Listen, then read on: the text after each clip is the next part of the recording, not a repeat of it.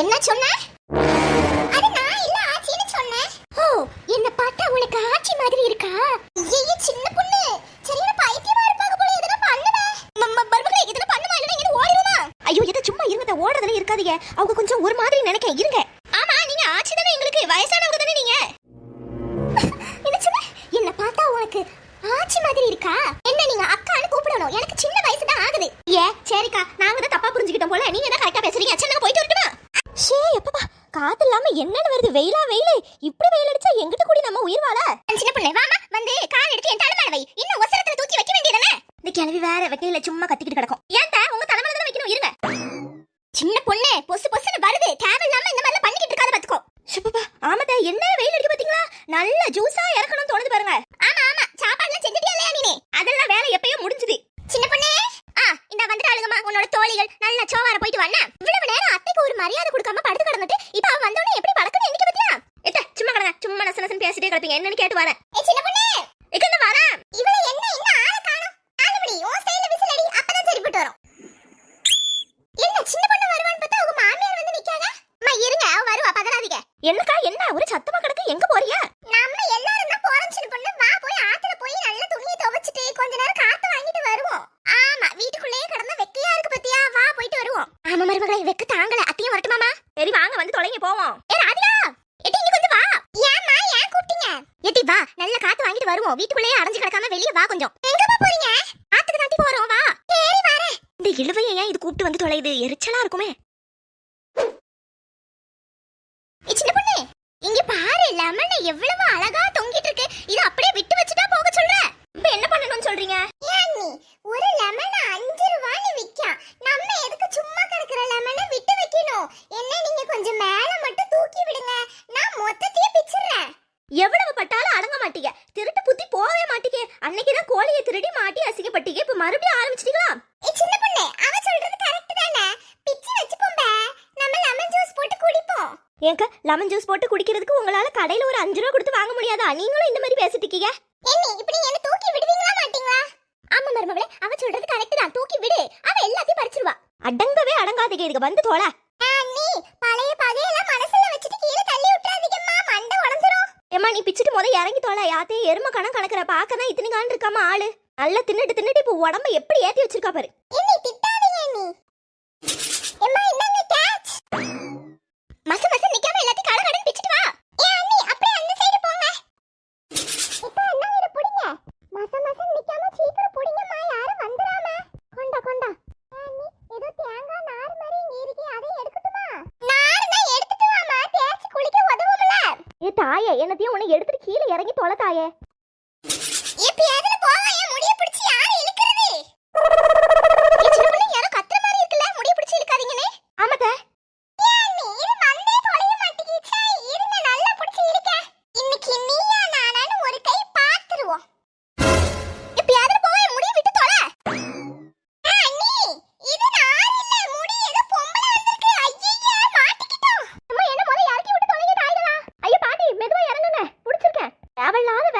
அப்பவே வேண்டான்னு சொன்ன கேட்டாளுங்களா?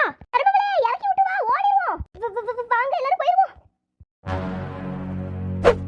ஐயோ, அடி கொல்ல போறாங்கன்னு நினைக்க. அவங்க பாக்குறத பார்த்தாலே பயமா இருக்கே. ஆமா, எப்படியாச்சும் தப்பிச்சு ஓடிடுவோமா?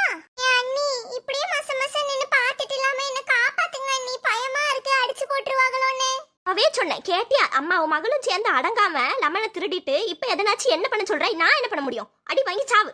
நீதான் அந்த லெமன் திருடியா?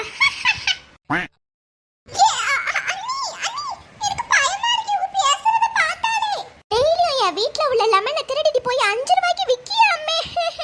என்ன இவங்க என்னமா இப்படி பேசுறாங்க? அது நான் இல்ல ஆச்சி. என்ன சொன்ன? அது நான் இல்ல ஆச்சின்னு சொன்னேன். ஓ, என்ன பார்த்தா உனக்கு ஆச்சி மாதிரி இருக்கா?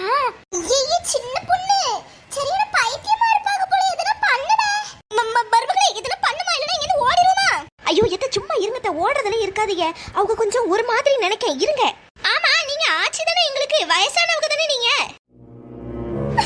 என்ன சொன்ன? என்ன பார்த்தா உனக்கு ஆச்சி மாதிரி இருக்கா?